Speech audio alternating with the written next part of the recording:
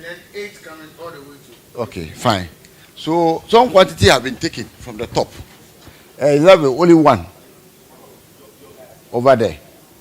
So this line is gone. And when you open all the containers, you see the same trend. So it means that it was cleverly done by the criminals behind these whole activities. So we just wanted you to have information about this. Yes. For security reasons, I'll prefer we keep that for now. This is a criminal gang or network, and I will even characterize them as an organized crime, organized criminals. And most often, they always want to pay their way through. Yes, of course, I also got that intel. They couldn't approach me personally, but some of them tried talking to some of the security personnel who followed me to these various crime scenes. And I picked that intel. But of course, that wouldn't work. That's why we decided to involve even the media, so that it will also be another check for whatever that is happening. As at yesterday, the earlier part, we had picked 10 Chinese and then 2 Ghanaians. But we have picked additional 2 Ghanaians, making the total 14, and they're all in custody. We have just picked some 4 people in Tema, but I am yet to interact with them. So I am not in a position to give you more facts on that one. They are Ghanaians. They are all Ghanaians. No Indians. No Indians. No Indians. No Indians yet. Yes. Yes, Ghanaians. Yes, Chinese and Ghanaians. We are not able to tell the containers.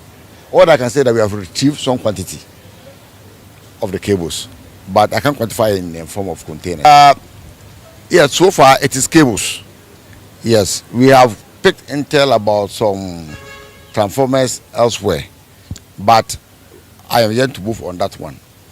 And so at appropriate time, we'll keep you updated. Thank you. Contrary to the 2,500 figure that was given when we got to the port, 1,300 containers and over could not be accounted for, which means they were missing. Let me put on record that these things have been happening since 2019. And as you can see for yourself, based on where we went, it's a syndicate that has been operating for some years now. As minister, I've taken a decision to break this syndicate. We would chase everybody, pursue every organization that has been operating this cartel. Clearly, as you can see, these are ECG cables. They are meant to be used by ECG.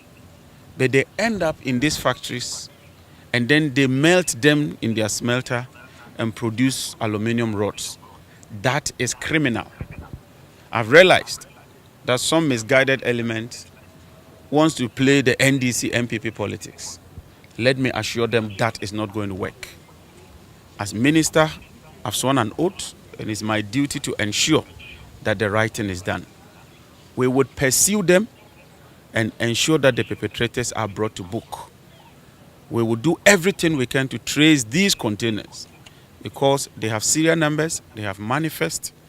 And let me thank the port authorities and the Director General of the Ghana Ports for cooperating with us and providing us with information. And also to thank the general public. They have been providing the security agencies with information that has led to the arrest of these people. Where we are here, as you can see from behind, a lot of ECG cables stuck in this warehouse, and they've all bolted.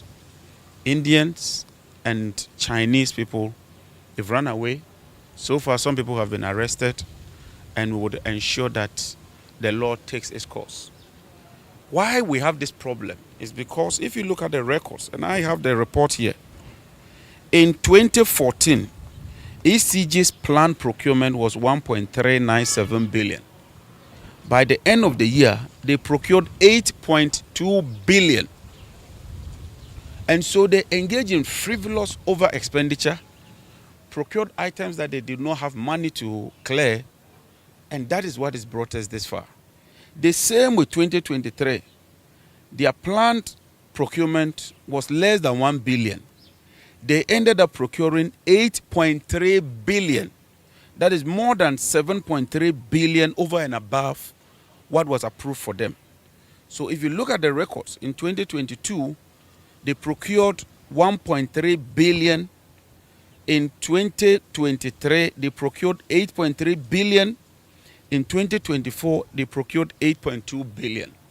Way above what was approved for them. More than 700%. And so let me make it clear.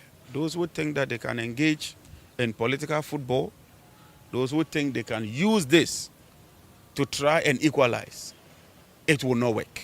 And as minister, I would ensure that we curtail this, we follow and apprehend those responsible, and retrieve the containers. In simple terms, I want my containers. Simple as that. And wherever the containers are, we'll trace them. And those we've apprehended, we'll not just prosecute them, we'll go to court and seek an order to sell those assets there to defray the cost so that we use that money to invest in the grid system and to make power delivery available and reliable. Whoever superintended over this mess will be held liable. The management then and the head of ECG, he has to provide a justification for why he would procure 8 billion when he was supposed to procure 1.3 billion. Because if they had stuck to their procurement plan, we won't have this problem. And let me make it clear, those who are claiming that the containers were stolen when we came to office, that is false.